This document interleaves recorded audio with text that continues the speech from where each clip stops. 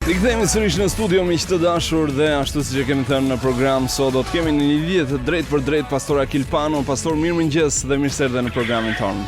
Mirëmëngjes, i dashur Besi, ju uroj një ditë super të bekuar juve dhe dëgjuesve tuaj dhe tanët, sepse un jam një nga fansët e Radios 7 edhe një nga personat që dëgjojnë në Radion 7.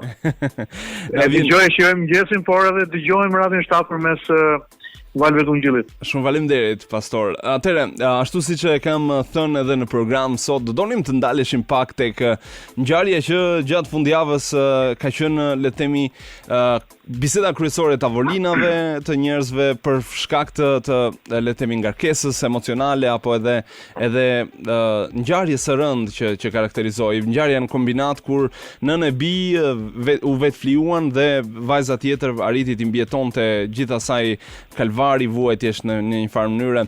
Tani gjëja që është përfolur është pikërisht cilit besimi përkisnin, në cilën kish kanë shkuar, gjë që unë do doja të mos i hynim detajeve, po të flasim pak për ngjarjen në përgjithësi. Si e cilësoni ju atë që ndodhi, pastor? Si e keni parë ju vetë si persona apo edhe si mësuesi i fjalës së Zotit gjithashtu?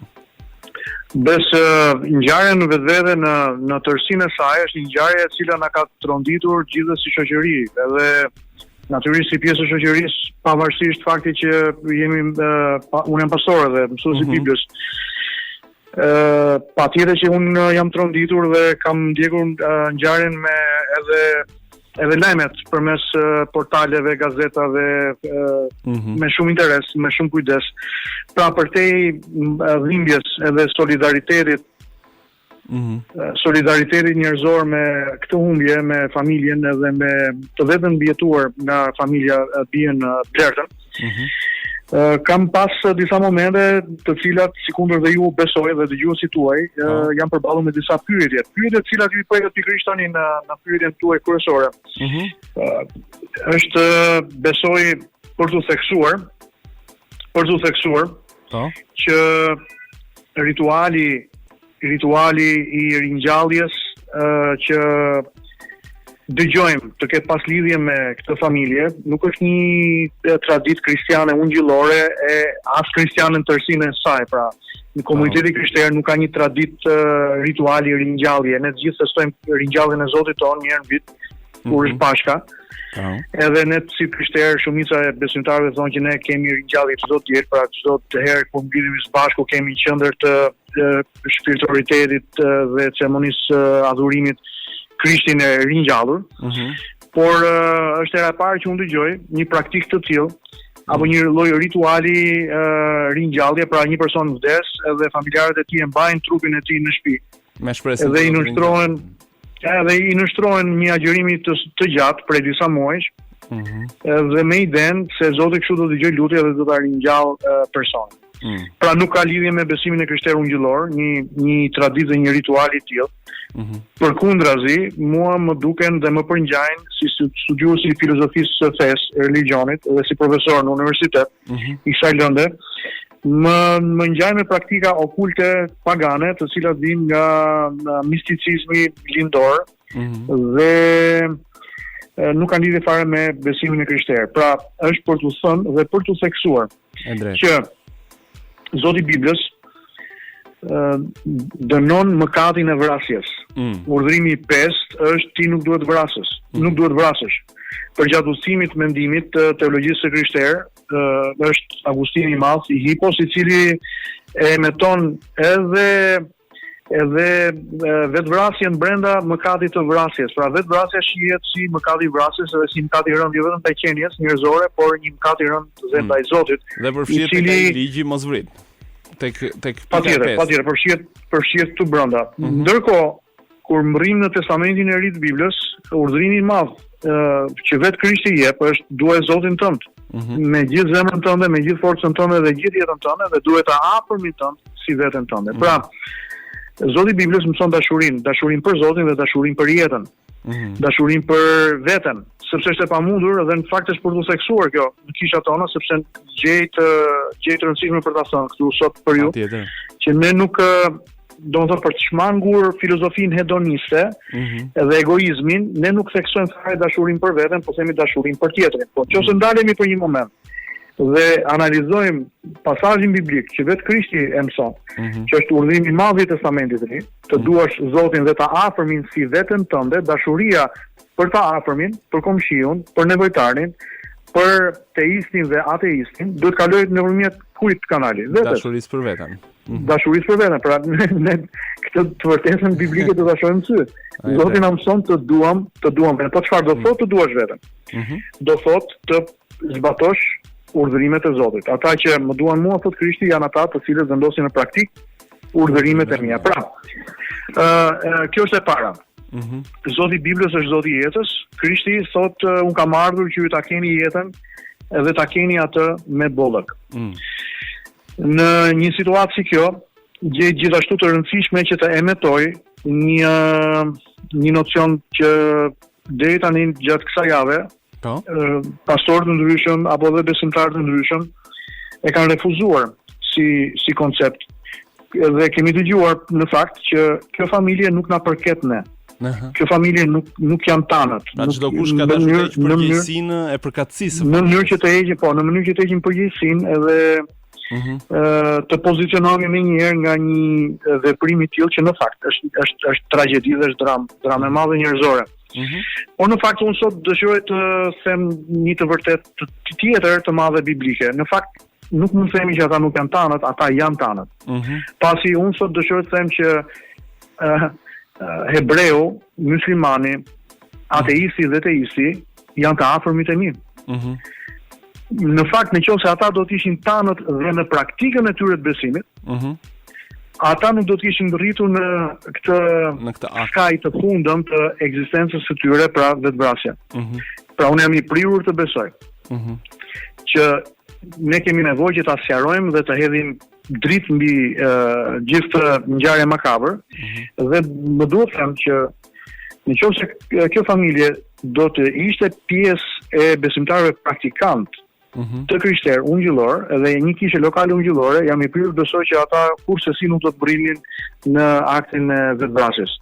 Dhe nuk do të përballeshin me këtë tragjedi dhe dramë të madhe njerëzore. Duhet të them që në vitin 2018 Shqipëria është përballur me 183 akte vetvrasjeje. Nuk po flas për aktet në tentativë, po flas për jetët që janë terminuar përmes vetvrasjes. Ndërsa vrasje kanë qenë 3 herë më pak. Që do thotë, ne si shoqëri jemi duke u përballur me një fenomen i cili lidhet me depresionin, me mungesën e shpresës, me vetminë dhe izolimin, sikundër më parë. Pra si asnjëherë më parë.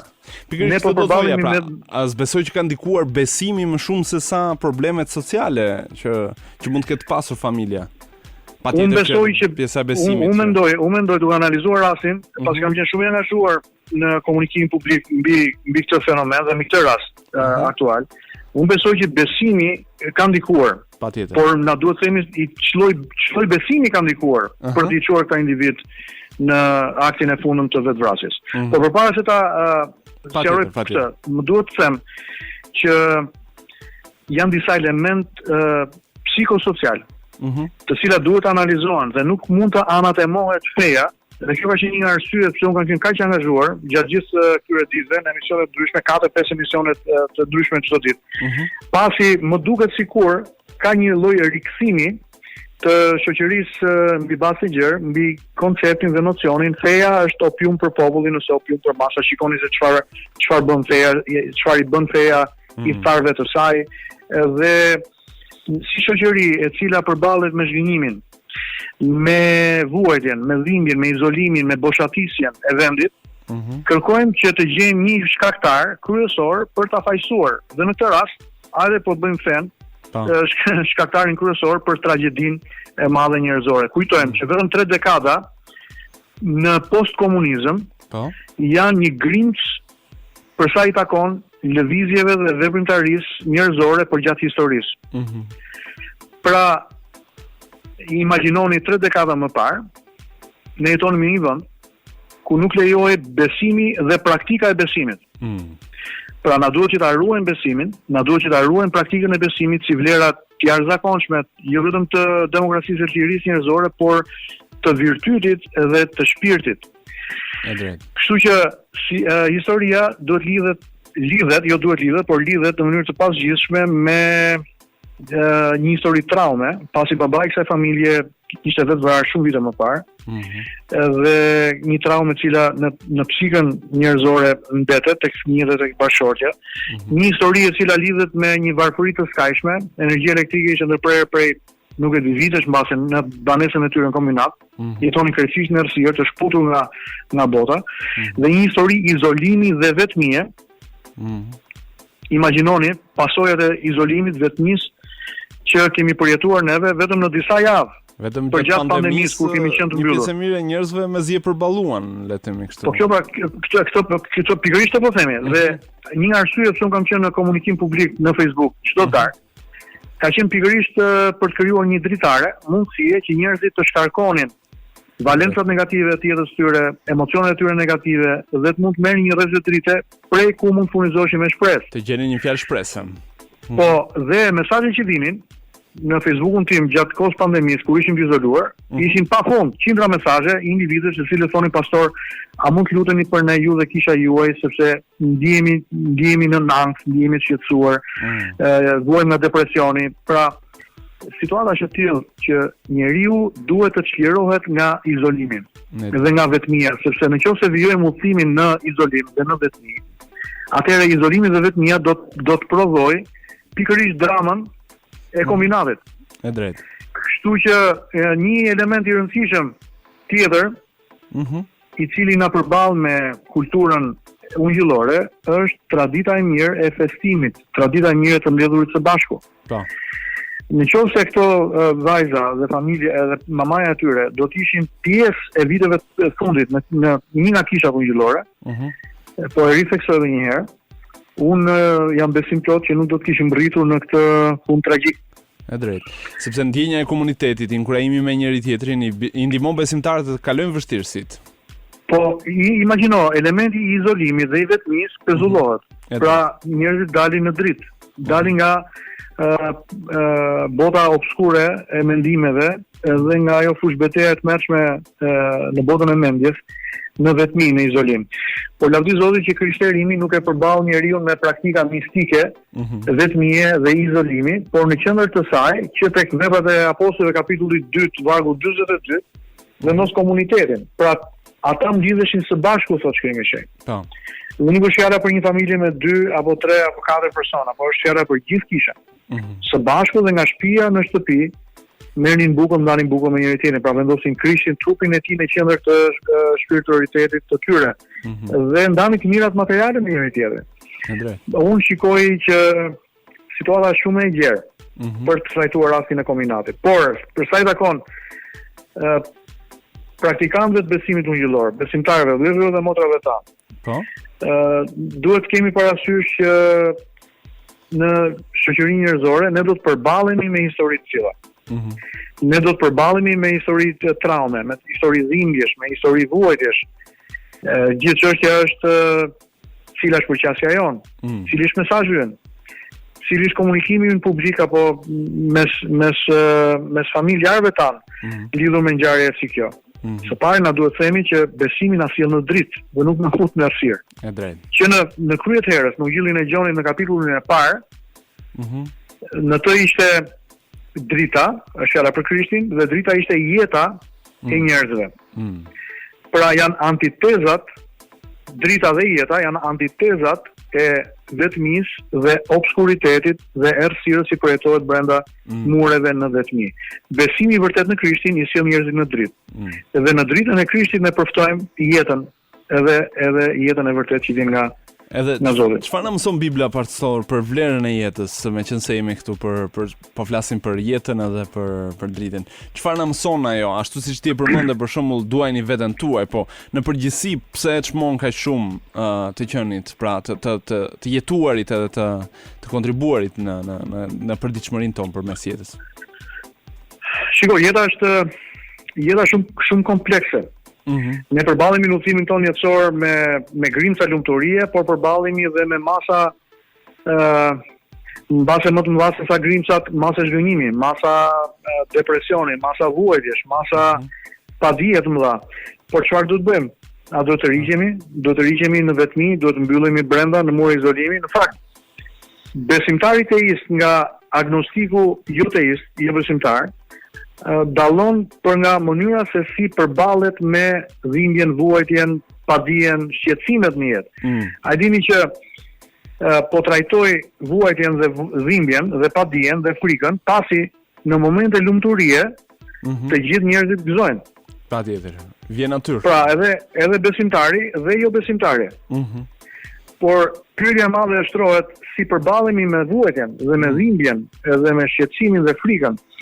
Agnostiku jo teist, jo besimtar, priret që t'i iki dhimbjes, sepse shikon dhimbjen si asgjësim për qenien e tij dhe shikon që e vetmja mënyrë për të përftuar lumturinë është i iki dhimbjes. Ndërsa besimtari nuk i ikën dhimbjes me burracakri, por besimtari qëndron përballë vuajtjes, përballë dhimbjes, duke kujtuar që Zoti është me të. Ai nuk është i braktisur. Dhe Zoti ka pajisur me të gjitha elementet për të përballur dhe për të luftuar dhe për të fituar në betejat jetësore, me betejat me gigantët, me betejat me padijen, frikën, anksin, pasigurinë, vetminë e madhe, zhgënjimin. Në gjithë historia që ndron këtu, Zoti me shumë mundësi ka pasur një qëllim. Përse pasi ne besuam, nuk na mori lart në qiell më një herë.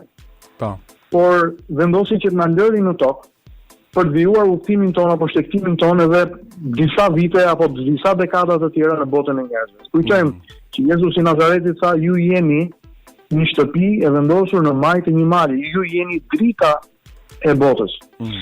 Pra, dritën që marrim nga Krishti jemi thirrur që ta jetojmë e ta reflektojmë për të tjerët. Jeta duhet jetuar në qëllimësinë e planit të përsosur të Zotit. Të duash Zotin, natyrisht përkthehet të duash jetën. E të duash jetën do të thotë të duash veten dhe të afërmin tënd. Dashuria, që është lidhja e përsosmërisë, e bën jetën tonë si besimtar të mundur për ta përkthyer. Pra nuk i bën keq tjetrit. E drejtë. Ne kemi nevojë që ta jetojmë jetën në përditshmërinë e saj çdo ditë. Dhe të mos mbytemi me një lugë uji, shqetësimi, ansi dhe pasigurie. Zoti i cili na ka sjellë deri këtu, ai mban në kontroll edhe të nesërmen. Ai i cili kontrollon të gjitha forcat që ne njohim dhe që nuk njohim. E drejtë. Ai është Zoti dhe i të nesërmen, ai na pret atje përpara se ne të mrrim. Pra, të nesërmen dhe përditshmërinë tonë duhet ta shohim pa frikë. Dhe duhet të luftojmë përballë betejave të jetës. Duhet të ndajmë më të mirën, duhet ta shijojmë jetën, duhet të ndajmë më të mirën nga jeta jonë me persona që ne na rrethojnë. Dhe ndërsa përballemi me situata si tragjedia e kombinatit, duhet kemi parasysh që Zoti nuk na ka braktisur. Dhe nuk është besimi i vërtet në Perëndin e gjallë, Zotin e Biblës, i cili furnizon njerëzit që të mbrojnë në drama të tilla njerëzore. Përkundrazi, besimi i vërtet në pajis, me të vërteta të cilat ne shikojmë qartë. Psalmi 119 thotë, vërteta jote është një llampë në hapat e mia, fjala jote o Zot, edhe është një dritë në shtegun tim. Pra, ka dritë në jetën e besimtarit dhe jo obskuritet, errësirë. Në jetën tonë të përditshme, por edhe për sa i takon destinacionit përfundimtar. Pra, do ta shikojmë me shpresë në kohën që Zoti e ka caktuar. Pra nuk duhet të përpiqemi ta përshpejtojmë, duke jetuar jetën me dinjitet, jetën e përditshme, me integritet moral dhe shpirtëror, duke qenë pjesë e komunitetit të zgjedhurve, kishës së Zotit ton të gjallë, Krishtit, dhe duke qenë dritë, duke dhënë më të mirën. Pasi unë besoj, ashtu sikundër dhe Tereza, nën Tereza ka shkruar, le të jeni një laps në dorën e Zotit. edhe së bashku me të le të shkruajmë një histori të bukur. Histori të bukur të cilën jo vetëm do ta lexojnë njerëzit tanë dhe brezat që do të vinë, por do të mund të ndikohen prej saj. Do të furnizohen me shpresë, do të furnizohen me energji.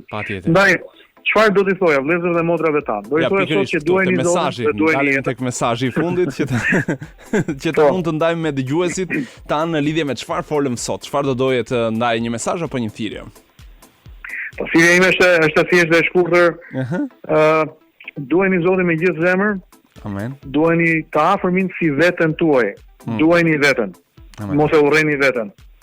Kini vlerësim për veten tuaj. Imagjinoni me shumë mundësi Zoti na vlerëson më shumë se sa ne vlerësojmë veten, për aq sa ai ka vendosur të banojë brenda nesh.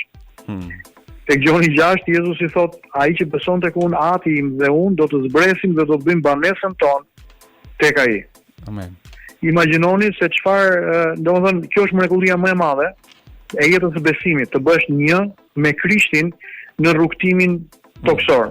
E ndërsa ne vijojmë rrugtimin ton toksor, ne zvoglojmë nga vetja dhe bëjmë më shumë të ngjashëm me Krishtin. Duheni Zotin, duheni veten, duheni të afërmit, duheni familjen e besimit, duheni kishën, jini praktikant të besimit, mos jini të sipërfaqshëm në besim dhe e fundit, jini kujdesshëm dhe refuzoni të ndiqni praktika obskurantiste, praktika pagane, refuzoni të ndiqni mësime të çuditshme, refuzoni të ndiqni profet të rrem, të quajtur profet, njerëz të cilët vinë me të quajtura të vërteta të mëdha, apostujt e errësirës. Refuzoni që të ecni në errësirë, jetoni në dritë, ecni në dritë dhe jetoni një jetë të lidhur me kishën lokale. Pasi është fjala për një udhëtim besimi, i cili nuk zgjidhet në mënyrë autodidakte. Nuk e di po kuptoni apo jo. Patjetër. Pra, shumë besimtar të krishterë, edhe besimtar ungjillor, kanë krijuar një nocion të gabuar. Unë kam me Zotin një marrëdhënie krejt personale, krejt time. Edhe mund t'i lexoj vetë, mund të studioj vetë, edhe ta interpretoj vetë. Por çfarë ndodh? Kjo të çon tek drama dhe tragjedia e kombinatit. Në shumë mundësi edhe këto vajza diku përgjatë historisë tyre, mbritën në pikën që thanë, ore, neve këtë punë mund ta zgjidhim vetëm më mirë. Kemi një marrëdhënie me Zotin, rrisim nivelin e shenjtërisë në mënyrën se si ne perceptojmë Zotin dhe padyshim Zoti do t'i përgjigjet lutjeve tona. Kemi nevojë, por ky është një interpretim krejtësisht i gabuar. Çfarë do të them besimtarëve? Keni kujdes nga grupimet sektare, keni kujdes nga klanizimet, keni kujdes nga fragmentarizimi i kishave, nga ndarjet e kishave, nga të vetë shpallurit pastorë dhe njerëz të cilët largohen nga kisha lokale, të padërguar për të nisur një punë dhe një vepër mirëfilli të Zotit, pa që në një autoritet dhe në një udhëheqësi. Dhe mos refuzoni të jetoni në dritë. Mos refuzoni të jetoni në dritë. Mirë, këto dëshiroj të falenderoj shumë, Bes, që dhe mundësi që të ndaj këtë mesazh. Falenderoj.